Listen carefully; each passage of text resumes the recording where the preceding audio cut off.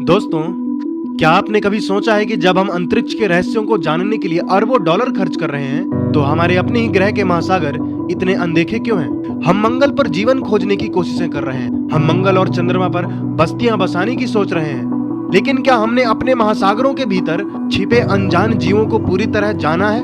हम अपने ही ग्रह के महासागरों की गहराइयों को झांकने की कोशिश नहीं करते। अगर हम ये कहें कि हम चांद की सतह के बारे में ज्यादा जानते हैं, लेकिन महासागरों की गहराइयों के बारे में नहीं, तो क्या आप यकीन करेंगे? आइए जानते हैं आखिर ऐसा क्यों हो रहा है।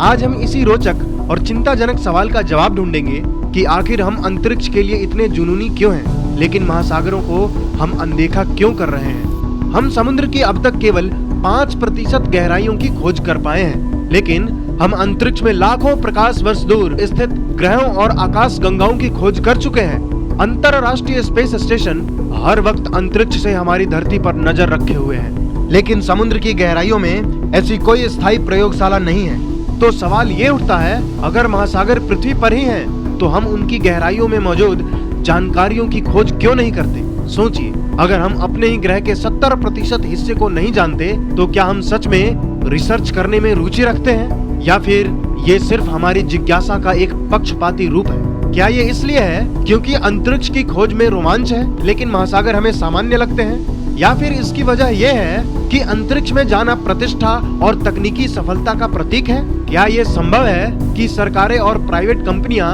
महासागरों से ज्यादा अंतरिक्ष में निवेश करना ज्यादा लाभदायक मानती हैं? ये सारे सवाल हमें सोचने पर मजबूर करते हैं कि हम सच में अपनी प्राथमिकताएं सही तरीके से तय कर रहे हैं या नहीं।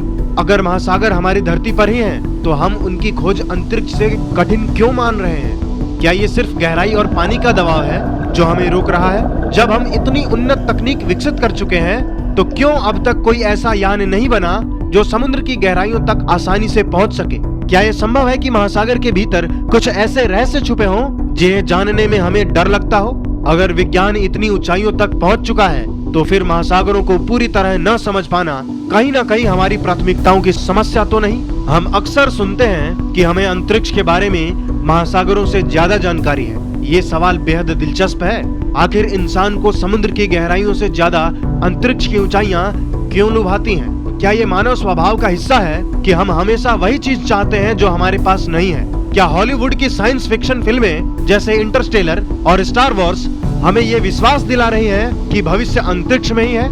या फिर ये इसलिए है क्योंकि अंतरिक्ष अनुसंधान से हमें रक्षा, संचार और टेक्नोलॉजी में सीधा लाभ मिलता है, जबकि महासागर अनुसंधान को हम उतना उपयोगी नहीं मानते?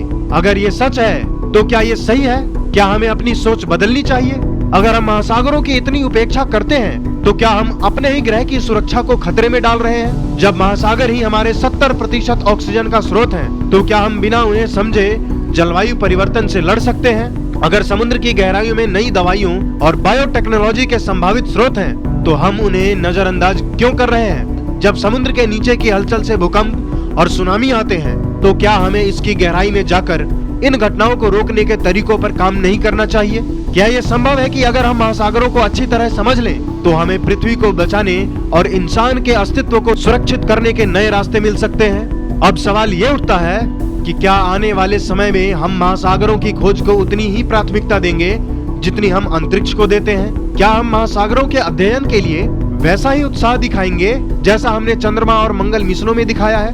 क्या बड़े वैज्ञानिक संगठन और सरकारें महासागर अनुसंधान में निवेश करेंगी? क्या स्पेस एक्स और नासा जैसी एजेंसियां भविष्य में महासागरों की खोज में भी कदम रखेंगी? अगर हम अभी से इन दिशाओं में नहीं सोचेंगे, तो क्या हम कुछ ऐसा खो देंगे जो हमें कभी वापस नहीं मिलेगा?